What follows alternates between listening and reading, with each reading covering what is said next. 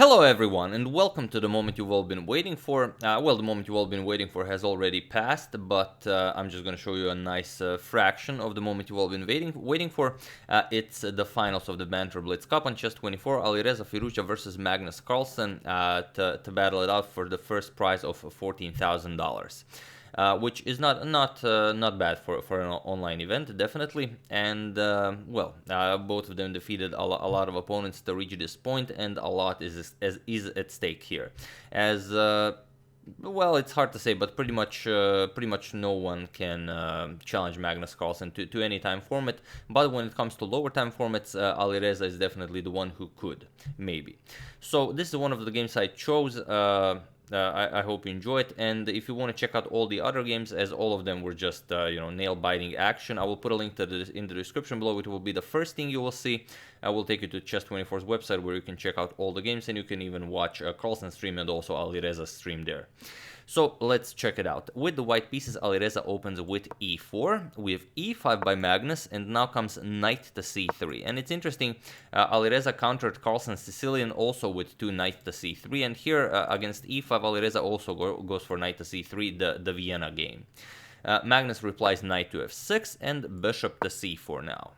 We have knight to c6 by Magnus and d3 now. We have knight to a5. Immediately Carlsen goes for the light square bishop. He wants to win that bishop pair. Bishop to b3, knight captures, a captures, and now d5. Of course, striking in the center. We have knight to f3. Alireza develops the knight. D captures on e4, knight captures on e5. E captures on d3, and now there is one game from 1987 where queen captures on d3 was played between Thomas and Kalifman, but here Alireza just castles, and it is as of move 9 that we have a completely new game. So what's happening here? Point is, of course, you cannot capture and grab another pawn because of captures, captures, and captures. That's just check. You're going to lose a rook there.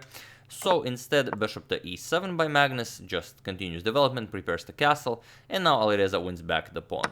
Knight captures on d3, and after all is said and done, Magnus Carlsen has the bishop pair, whereas Alireza does not have the bishop pair, but he has some nice development. The knights are nicely placed in the game. The rook has a semi-open A file, which means you can either use it on the A file or you can quickly shift it over to the king side or in the center, depending on what black plays. But definitely a trade-off.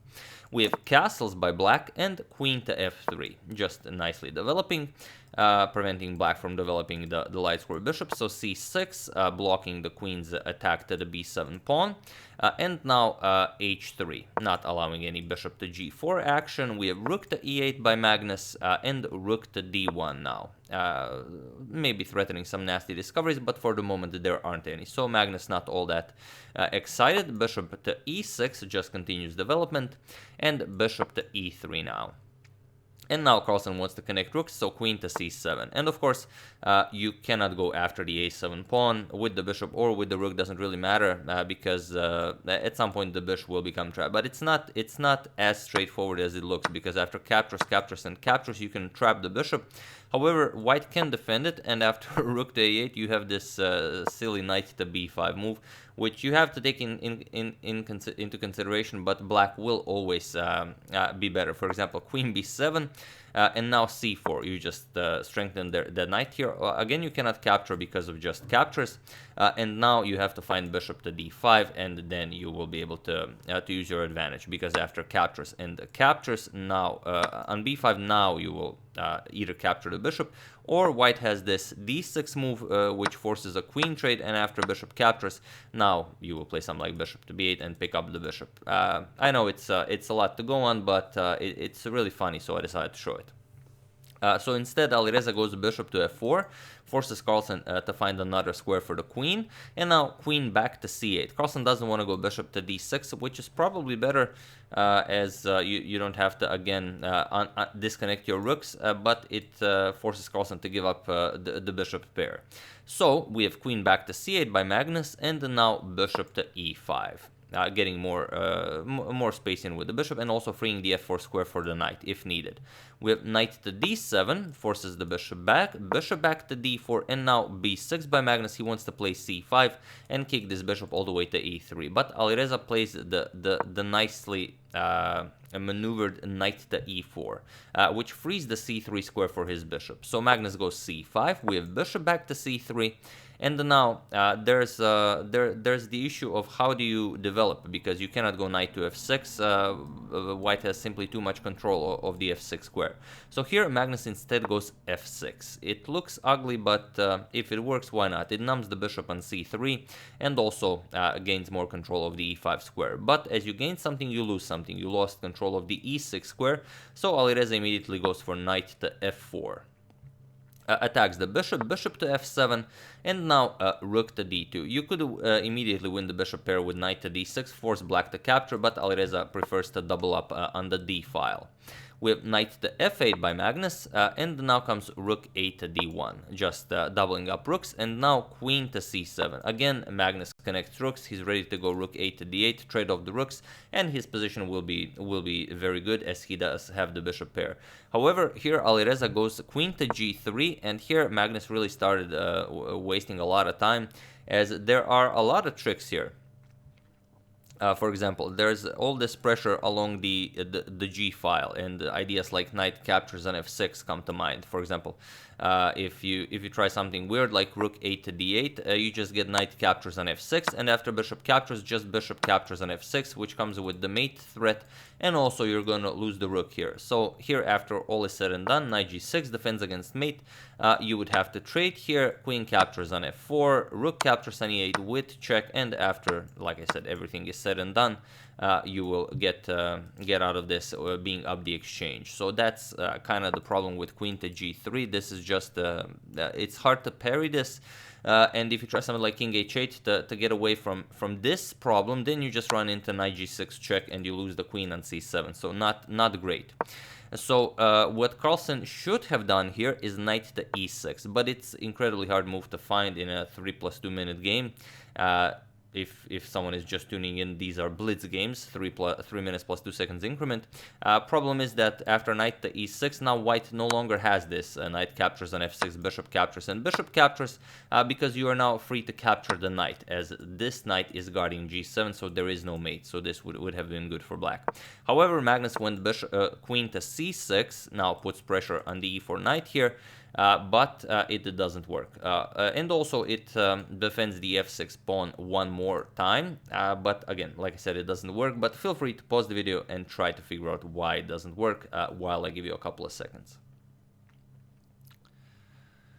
So for those of you who were able to do it, congratulations on successfully beating Magnus Carlsen in a Blitz game. And for those of you who just want to enjoy the show, both knight to d6 and knight to f6 work. Knight to f6 is more straightforward. Knight to d6 just goes with a different plan that you want to bring your rook here. But if you found rook to d6, then both of the ideas work. Alireza went for knight captures on f6 with check. Magnus captured, and now you don't allow the queen to defend, just rook to d6. And now Magnus is in a lot of trouble. He played queen to e4, but now bishop captures on f6, threatens mate. Magnus goes knight to g6. He defends against mate and also threatens to win the knight here, and also threatens now to pick up the bishop, but Alireza finds the strongest move, knight to h5. Problem is, Magnus cannot capture the bishop because of knight captures here, just forks the king and the queen, and also the rook. Doesn't really matter, but it is a nice fork, definitely. So after knight h5, queen captures on c2 by Magnus. You have to move the queen. Now there is the threat of capturing the bishop, but now Alireza just grabs the pawn on g7.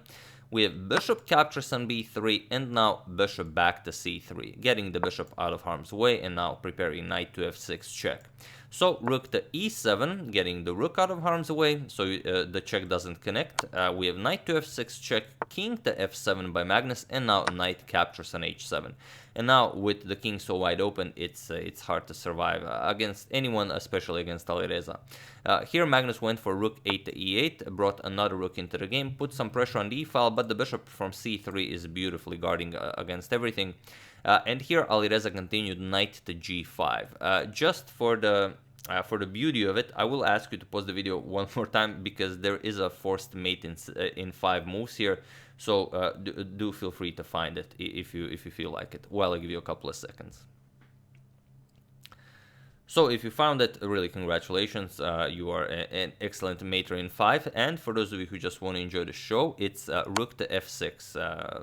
Now, a point being, if you go here, you no longer defend the knight, and then it's just a free knight with check, so not much to go on here. And if you go king g7, it's even worse, because now, while you defend the knight, you go under the bishop's mask, so rook captures simply, king captures here, and now rook g7. Again, with check, if rook captures, queen captures is mate, so you have to move, and now queen h4 check forces the queen to retreat, and now delivers checkmate. So this was in the position, however, time is low, so knight g5 check, we have king to g8, and now knight to e4 check. Knight to e4. Again, the king is away from the defense of the knight, so the two ideas simply connect. You move the knight to block the queen's defense. While the queen can capture the knight, which is what Magnus played, rook captures on g6 with check. King to f8, and now comes rook d to d6, preparing this rook to start delivering checks. We have rook to f7 by Magnus, and now rook g to f6 instead. We have king to e7 now, with ideas that, well, you want to do something, although it's very hard to decide what. You want to play a move that doesn't lose while you're very low on time.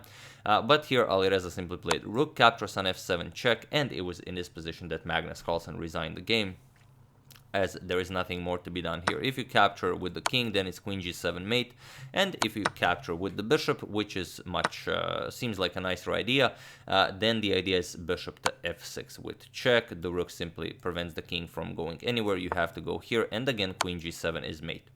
So really a remarkable game, beautiful game by both of them. Shame for Magnus, he didn't find that knight to e6 defensive idea, but Alireza played a brilliant attacking game. So brilliant, we could even award a Morphy head here. Definitely we should. There you go, Alireza, the Morphy head is all yours. And using the Vienna, really a nice touch. That knight to c3 really brought in a nice victory. So Alireza wins the game, and also wins the entire event. He wins the $14,000. And like I said, if you want to check out all the games, so do check it out. It will be the link in the description below. First thing you will see, really enjoyable, like I said, nail-biting action. And it wasn't well. If I had to like really break down the match, Alireza was winning the entire match. At some point Magnus took over the lead, but only for one game, and then Alireza went back into leading the match. And it seemed like Carlsen was really nervous. Like every game, it seemed like he was doubting himself all the time. He even said so himself. So you can only imagine how strong Alireza is at this well, fast time formats like 3-minute blitz and especially bullet. He's just a monster in bullet.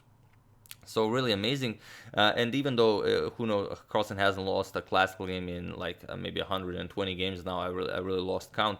But in these faster games, Alireza will definitely be stirring a lot of trouble, not only in the future but also already. So Magnus will have his chance for a revenge, as Alireza is also playing in the Magnus Carlsen Invitational, which starts in 3 days. The first 2 rounds will be on the weekend, so that's going to be very exciting. And yeah, like I said, do check out all the other games in the description below. That's the game. I do hope you enjoyed it. I would like to thank William Avery, James Corcutt, and Nicholas Peltier for contribution to my channel. Thank you a lot. I really appreciate it. As usual, you can check 2 of my previous videos here. Thank you all for watching, and I will see you soon, continuing the coverage of the Morphy saga, the Leela and Stockfish saga, checking up on your wonderful suggestions, and whatever else happens in the chess world. So thank you all. I will see you soon, and have an excellent rest of your day.